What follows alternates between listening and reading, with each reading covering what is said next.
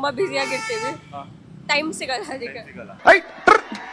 ಹುಚ್ಚ ವೆಂಕಟೇಶ್ ನಿಮ್ಗೆ ಹೊಡಿರಿ ಚಪ್ಪಾಳೆ ಹೊಡಿರಿ. ಹಾಯ್ ಹಲೋ ನಮಸ್ಕಾರ, welcome to Suman TV Kannada.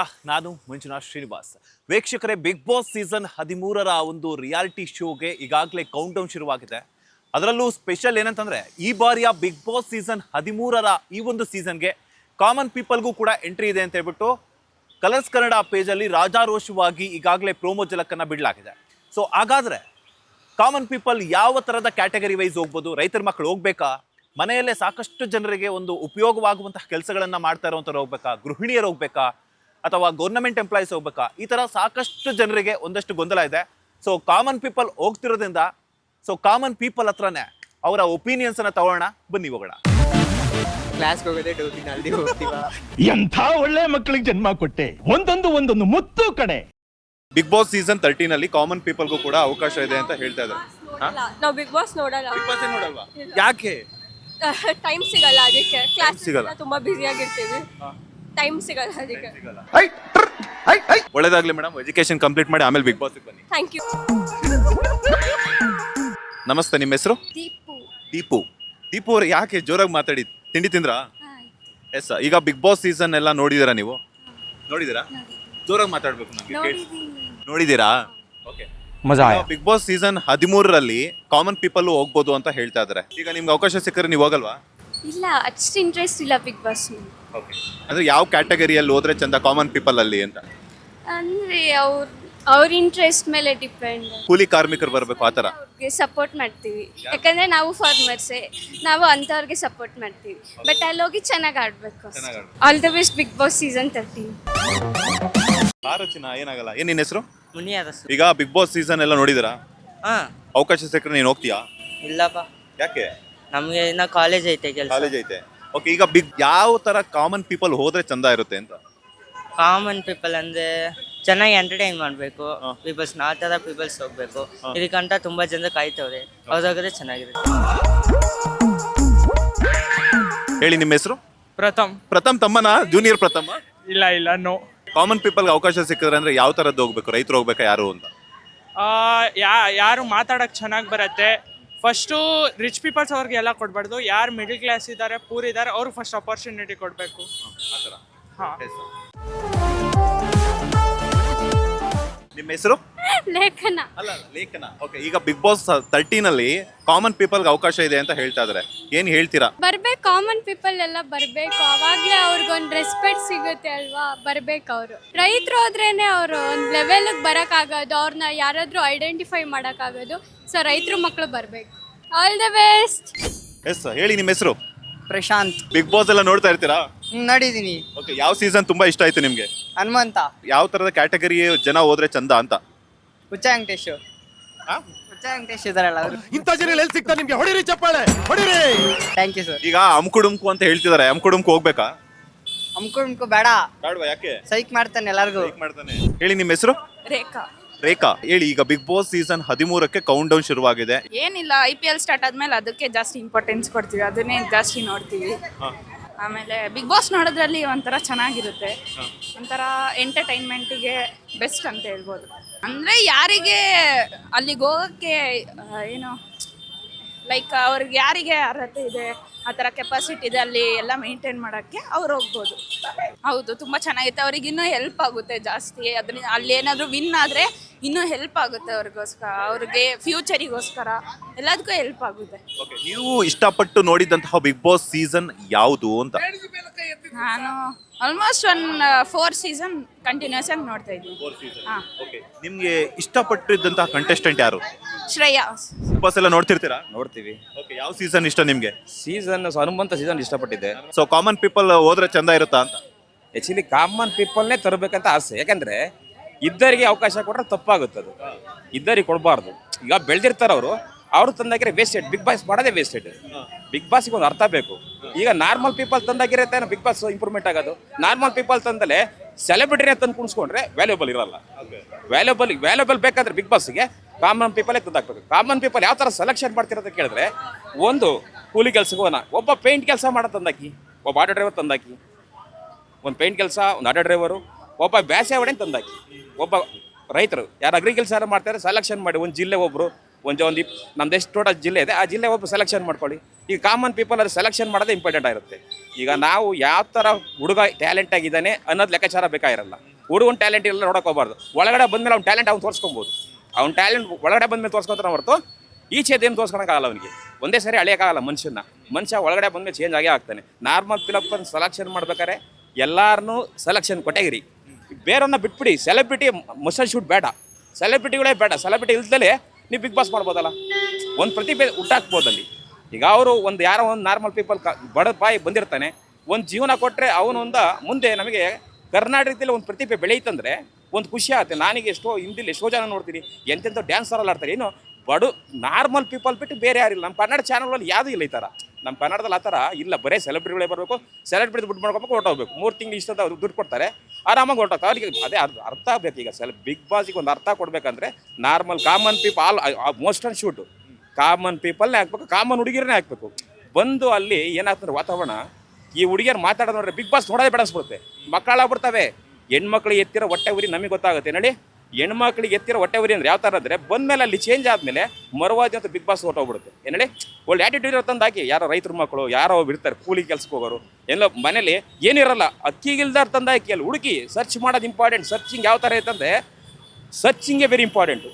ನಾವು ಯಾವ ಥರ ಸರ್ಚ್ ಮಾಡ್ತೀವಿ ಅಂದರೆ ಈ ಮನೆ ಸಮೀಕ್ಷೆ ಮಾಡ್ದಂಗೆ ತಪ್ಪಾಗುತ್ತೆ. ಮನೆ ಸಮೀಕ್ಷೆ ಮಾಡ್ದಂಗೆ ಮಾಡ್ರೆ searching is good not good. ಸರ್ಚಿಂಗೇ ಇಂಪಾರ್ಟೆಂಟು. ಯಾರು ಹೆಂಗೆ ಯಾವ ಥರ ಇದೇನು ಹುಡುಗ ಆ ಊರಲ್ಲೇ ಒಬ್ಬರನ್ನ ಕೇಳಬೇಕು. ಊರಲ್ಲಿ ಒಬ್ಬ ಹೇಳಿದ್ರೆ ಒಬ್ಬ ಸರಿ ಅಂತಾನೆ, ಒಬ್ಬ ತಪ್ಪು ಅಂತಾನೆ. ತಪ್ಪು ಹಿಡ್ಕೊಬೇಕು, ಸರಿ ಹಿಡ್ಕೊಬೇಕು, ಎರಡೂ ಆಗಬೇಕಲ್ಲಿ. ತಪ್ಪು ಆಗಿದ್ದವನು ಏನು ತಪ್ಪು ಮಾಡಿರ್ತಾನೆ ಅವನೇ ಒಳ್ಳೆಯವನ, ಸರಿ ಯಾಕೆ ಅವನೇ ಯಾಕೆ ಸೆಲೆಕ್ಷನ್ ಮಾಡ್ತಾರೆ. ಅದು ಎಲ್ಲ ಥರ ಥಿಂಕ್ ಮಾಡಿ ಒಳ್ಳೆ ಹುಡುಗರು ತಗೊಂಬಂದು ಬಿಗ್ ಬಾಸ್ ನೋಡ್ರೆ ನಮಗಂತೂ ಇನ್ನೂ ಖುಷಿ. ಯಾಕೆಂದರೆ ನಾನು ನೋಡ್ತೀನಿ, ತುಂಬ ದಿವಸದ ಬಿಗ್ ಬಾಸ್ ನೋಡ್ತಾನೆ ಇದ್ದೀನಿ. ಹನುಮಂತ ಸೀಸನ್ ಚೆನ್ನಾಗಿತ್ತು. ಹನುಮಂತ ಸ್ವಲ್ಪ ಕ್ವಾಲಿಟಿ ಅದನ್ನು ಅವನೇ ವಿನ್ನರ್ ಆಗ್ತಾನಂತನೂ ಗೊತ್ತಿತ್ತು. ಫಸ್ಟ್ ಈಗ ಟ್ಯಾಲೆಂಟ್ ಇರೋರ ಬಗ್ಗೆ ಗೊತ್ತಾಗ್ಬಿಡುತ್ತೆ. ಟ್ಯಾಲೆಂಟ್ ಇರೋರು ಮೋಷನ್ ಶೂಟ್ ಗೊತ್ತಾಗ್ಬಿಡುತ್ತೆ. ಏನಂದರೆ ಇವರೇ ವಿನ್ ಆಗ್ತಾರೆ ಅನ್ನೋದು. ಆಮೇಲೆ ಒಳಗಡೆ ನಾನು ಈ ಲೇಡೀಸ್ ಥರ ನೋಡ್ತೀನಲ್ಲ, ಒಂದ್ಸರಿ ಬೇಜಾರಾಗ್ಬಿಡುತ್ತೆ ಹೇಳಿ. ಸೊ ಅವ್ರ ಡ್ರೆಸ್ಗಳು, ಅವ್ರ ಕೋಡ್ಗಳು, ಯಪ್ಪ ಬಿಗ್ ಬಾಸ್ಗೆ ಈ ಥರನೆಲ್ಲ ತಂದು ದೇಶ ಬೆಳೆದಿರೋದೇ ಬೇರೆ, ಚಾನಲಲ್ಲಿ ತೋರಿಸೋದೇ ಬೇರೆ ಆಗಿರ್ಬೇಕು. ಏನೇಳಿ ಬಿಗ್ ಬಾಸ್ ಅಂದರೆ ನೋಡಿ ಫ್ಯಾಮಿಲಿ ಕೂತ್ಕೊಂಡು ನೋಡಬೇಕು ಅಂಥ ವಾತಾವರಣ ಸೃಷ್ಟಿ ಮಾಡಿ. ದಯವಿಟ್ಟು ಬಿಗ್ ಬಾಸ್ನ ಫ್ಯಾಮಿಲಿ ಕೂತ್ಕೊಂಡು ನೋಡಬೇಕು ಅಂಥ ವಾತಾವರಣ ಸೃಷ್ಟಿ ಆದರೆ ನಮಗೆ ಅನುಕೂಲ. ಕಾಮನ್ ಪೀಪಲ್ ಸೆಲೆಕ್ಷನ್ ಮಾಡೋದು ಇಂಪಾರ್ಟೆಂಟ್. ಎಲ್ಲ ಥರನೂ ಹಾಕಿ, ಪೇಂಟಿಂದ ಹಿಡಿದು ಆಟೋದಿಂದ ಹಿಡಿದು ಯಾರೋ ಒಬ್ಬ ಮೆಕ್ಯಾನಿಕ್ ಕೆಲಸ ಮಾಡೋದನ್ನ ಹಾಕಿ ಒಬ್ಬ ಹುಡುಗನ ತಂದು ನೋಡಿ ಅವ್ನು ಆ್ಯಟಿಟ್ಯೂಡ್ ಮಾಡೋದ ಅಂತ ದಯವಿಟ್ಟು ತಂದು ಮಾಡಿ. ಯಾಕೆ ಇಂಟ್ರೆಸ್ಟ್ ಇಲ್ಲ ಅಂತ? ಎಜುಕೇಷನ್ ಮೇಲೆ ಕಾನ್ಸಂಟ್ರೇಟ್ ಮಾಡಬೇಕು ಅಂತ.